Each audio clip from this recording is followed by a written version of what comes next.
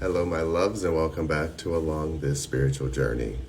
So, the best lesson that I learned is that suppression is not healing. I mean, it seems pretty obvious, but there are levels to this, as always. You get to that state of, I'm just fast forwarding to, you take care of your mental state daily.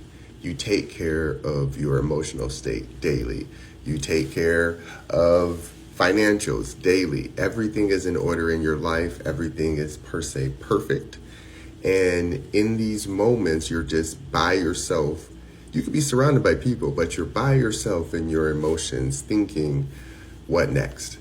And for myself, I had to learn that I was suppressing the opportunity for me to finally just be okay with relaxing. Suppression can come in many different ways. I thought that I always had to produce.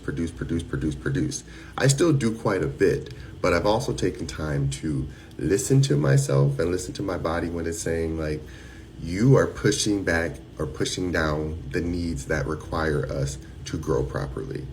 And the analogy that came to my mind was I was planting some plants this weekend and I was just in the zone, potting and soiling and everything. And at one point I was realizing I was patting it down too tight and I was making mud. And in that moment, it was like, I'm not going to grow. That's what I heard the plant say. I'm not going to grow. I can't breathe.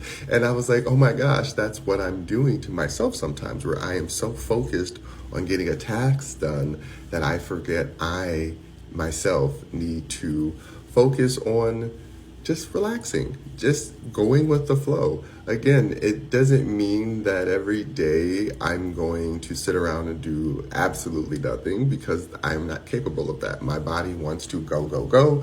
My mind is always go, go, going. So yes, there are days where I will take time that I allocate to just relax. But I also have learned to not suppress the needs of my body when it says to do it.